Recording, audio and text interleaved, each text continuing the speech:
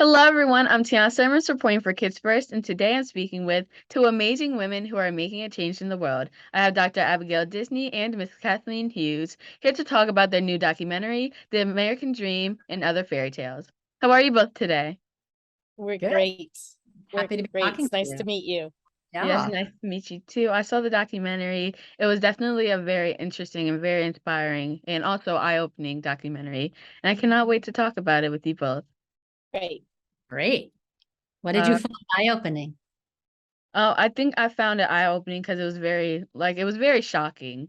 It's one of those documentaries where when you go into it, like I kind of had a different expectation. I thought it was more of going to be about, I don't know really what I was expecting because I'm only 12, so it's like I didn't really know what to expect. But just hearing like all the in a sense secrets of Disney, I was like, oh, this is definitely Yeah. a very interesting documentary. Yeah. Well, I'm glad you liked it. It is sometimes it's disappointing news. It's for people to hear about what's happening there, but it can be changed. That's why I wouldn't make the documentary if I didn't think we could make it do a better job. For sure. Well, definitely did a great job. Thanks. Of course. So, Dr. Disney, you being part of the Disney family yourself, I'm sure it wasn't the easiest documentary to make because it sheds light on the unfair wage practices of companies such as Disney. So, what was, in a sense, the driving force for you to make this film, and why is it such an important one for people to see? Well, that's such a great question. I got a message from somebody who worked at Disney, a Facebook message. I generally don't even look at my Facebook messages, but that day I just happened to see his, and he said that he and his wife were both working full time. They had 4 kids and they were having trouble putting enough food on the table. And as a child, I used to go there with my grandfather all the time. And one of the things I remember the most is the way the people who work there were so honored and happy to be working there and so friendly and so sweet. And they continue to be friendly and sweet and honored and happy to be there. But the company doesn't seem to think it's important that they should earn enough money to be able to raise their families. And that is a radical change from when I was young. And I wanted to kind of like figure out why it had changed so dramatically and how. Right. Well, this documentary definitely does an amazing job explaining it. And it's crazy just to think, like, as you said, when you go there, you see people who are super happy, super bubbly, who are willing to work, who always have smiles on their faces. And then Yeah. learning about, like you said, some of the workers, like you said, they have like 4 kids. That's Right. crazy that they can't provide for their family. So this is Yeah. definitely a very important documentary.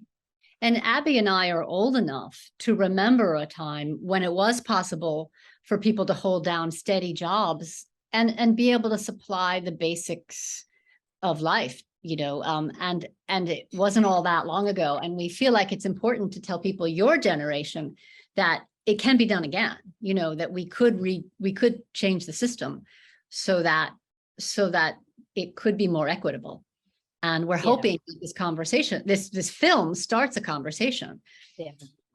Of course. Well, it definitely has for me. Yeah. Good. Good. Good. Good. Yeah. Yeah. If I can magically make anybody remember anything, it's nothing is the way it has to be. And we can't treat the world around us like an unchangeable thing. We have to question everything. Yeah. For sure. Yeah, that's a good message. I'm gonna pass that around. Good. Sure. So, Miss Hughes, this film is intended for all audiences, but I personally think that maybe for younger kids, it may be misunderstood or, in a sense, ruin some of the magic of Disney for them. For young people who do watch it, what can they learn from it? Um, I think they can learn that the economy, as one of our people says, is not like the weather. It doesn't just happen to us. That there are people who are pulling all the levers and making all the rules and the writing the laws that decide that determine how people are paid or what corporations are allowed or not allowed to do, and that people have to get involved and in order to to change the system. I think that, to me, that's the biggest that's the biggest message. And I am sorry that maybe we might have put a little bit of a, bummed out some people who are Disney fans. Yeah, I think You like know, oh, go ahead. I was saying to somebody this morning, I will put my love for Disney up against any Disney fans. Nobody can possibly love it more than I do, because for me, it's family and DNA and history and everything. And it's because of how much I love it that I'm asking these hard questions. And that's what we should all do when we really, really, really love someone. If we want to get married to them, if they're our mom or our brother or whatever, like if there's a problem, isn't it always better to ask, to question, to try and make it better? And that's another good message and a very good point. And it kind of helps you see the documentary a little bit differently. Yeah, I hope so. For sure. So, Dr. Disney, in this documentary, we learn about Disneyland workers and how their lives changed with COVID and just generally not having the money or resources to take care of themselves and their families. Can you describe your personal experience of getting to talk with all the cast members? Well, after I got that first message on Facebook, I felt just so awful about, the fact that I have this name and my grandfather started the company with his brother. I just, I thought I couldn't pretend like this had nothing to do with me, right? So I went there. I went to Anaheim. I live in New York. I flew to Anaheim, and a bunch of folks, about 20, 22 people, sat in a room with me, and they all told me about their experiences. And it made me really emotional because, first of all, they were exactly all the people I remember being around when I was young, and all that specialness of those. I mean, anybody who's been there knows that those are special people who work there, and all the kindness that you feel. But also there was heartbreak in that room because they felt they were being taken advantage of. And it hurt to hear it. And that was really the main feeling I came away with, was I can't just sit back and pretend that it's not my problem, Right. that this is happening.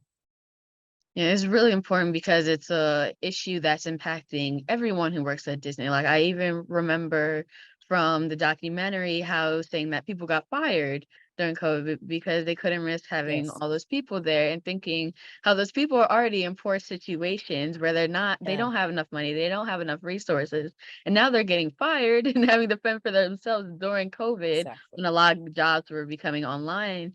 And so it's just really heartbreaking to think about. Yeah, and this is not just Disney, this is lots and lots of companies, which is why we have to ask the questions of our whole economy and of all of our assumptions. Because when you think about it, as a 12-year-old, this is really important. What is the economy? What is it for? And it is made and structured and built by human beings. If it was made and structured and built by human beings, why isn't it built for human beings? Right. I Exactly. agree very much. Exactly. We hope that people who watch the film understand that we're using Disney to be an example of so many other companies. It is, these problems, almost half of American workers face this kind of, uncertainty in their lives. And we shouldn't be tolerating it. Right. Yeah, definitely like what you were saying about the quote, which thank you for kind of explaining it. But I definitely think that it's something that, like I said, I had never really heard it, but it's definitely a big thing about like people being able to carry themselves. But sometimes it does take a village to be able to do certain things, and it's Yeah, important to understand that. Like right. even me being my age, there's a lot of kids who like, and sometimes including myself, who will like try and get stuff done on their own. But sometimes you do need Yeah, other people to help you Exactly. out. yeah, yeah. Exactly. Well, and you know what? That's actually the good news about life. I don't want to do anything by myself. And there's nothing. I don't care how famous somebody like Elon Musk is, for being, this self-starting guy. If there weren't workers in his factories, if he didn't have other executives under him, he's not doing anything by himself. And my grandfather and great uncle never did either. And so we need to stop pretending that there's such a thing as just all these little tiny individual people going about their business and not overlapping. We need each other. and we're interdependent, not independent. And that's the good news, because isn't everything more fun with other people? Yes, very much. Most of the time. Yeah. I guess it depends on the other people. No, but Yeah. you're right. It's true. And Yeah. yeah, and I think that we've all been kind of trained just to think of, that workers are just that, and they don't have anything else to contribute but something that's worth $15 an hour, and they're not part of the future of the company and so forth. And it's we've got to really rethink how we think about work. Definitely. And yeah, it's exciting. It's exciting to talk about it in a way. It's fun. It's like, it's not that radical, and yet it feels radical some days. Yeah. Yeah, for sure. And just for a last quick question. So Dr. Disney, most people like me love Disney and what it represents. I mean, with a name like Tiana, of course, I love it. Since your film shows Disney in a different light, what do you hope that audiences will take away with it and feel after watching? Take away from it and feel after watching. I hope that Disney will wake up and understand that as a company that lives and grows other people's imaginations and dreams, they should respect those dreams. They should honor those dreams. My favorite thing going to Disneyland is just to stand outside the front gate and to watch people come and go, because what you see there is so much joy and so much life. That's the American dream, is us coming together and building lives together and learning and living and laughing together. And that's what I want Disney to be able to do, not just inside the parks for the people who pay to get there, but for the people who work there too. I couldn't agree more. Well, thank you both so much for speaking with me today. This was an amazing interview. I love speaking with you both. And hopefully I get to speak with you again and maybe even work with you. Hope so. I hope That's so. wonderful. It's really nice to meet you. You too. Have Bye-bye. a nice day. You too.